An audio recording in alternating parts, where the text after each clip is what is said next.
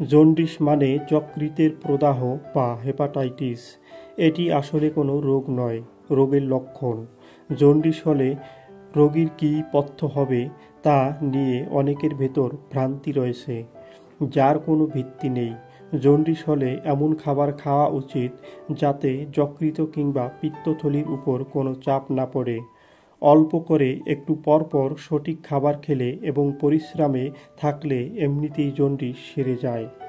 Jaundice হলে যা খাবেন: গোটা শস্য, কার্বোহাইড্রেটের চাহিদা পূরণে বাদামি চাল, রুটি, ওটস খেতে পারেন।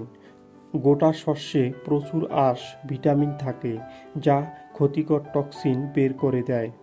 প্রোটিন, খাদ্য তালিকায় প্রতিদিন মাছ, মুরগির মাংস, ডাল পরিমাণ মতো থাকতে হবে, না হলে রোগী দুর্বল হয়ে পড়বে। অনেকে মনে করেন জন্ডিসে আক্রান্ত রোগী মাছ মাংস জাতীয় খাবার খেতে পারবেন না। এটা আসলে ভুল ধারণা। সবজি, মিষ্টি কুমড়া, মিষ্টি আলু, মূলা, বিট, গাজর, টমেটো, ব্রোকলি, ফুলকপি, বাঁধাকপি ও পালং শাক জন্ডিস রোগীর জন্য খুব ভালো।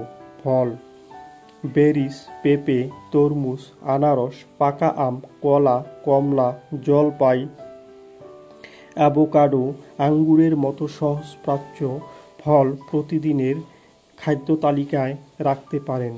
দুগ্ধ জাতীয় খাবার, জন্ডিস হলে ফুল ক্রিম, দুধ বা দই, পানির খাওয়া ঠিক নয়। এতে স্যাচুরেটেড ফ্যাট বেশি থাকে যা যকৃতের জন্য ক্ষতিকর। অ্যান্টিঅক্সিডেন্টযুক্ত খাবার, লেবু, বাতাবি লেবুর শরবত জন্ডিস রোগীর জন্য খুবই ভালো।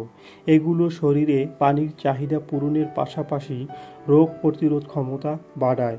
এছাড়া প্রতিদিন বাদামও পরিমাণ মতো খেতে পারেন। সামান্য আদা কুচি বা রসুন কুচি, আদার রস বা আদা চা খাওয়া যেতে পারে দিনে 2 বার। এগুলো যকৃতের জন্য ভালো। পানি, প্রতিদিন পর্যাপ্ত পরিমাণ পানি পান করতে হবে, তবে অতিরিক্ত পানি পানের প্রয়োজন নেই।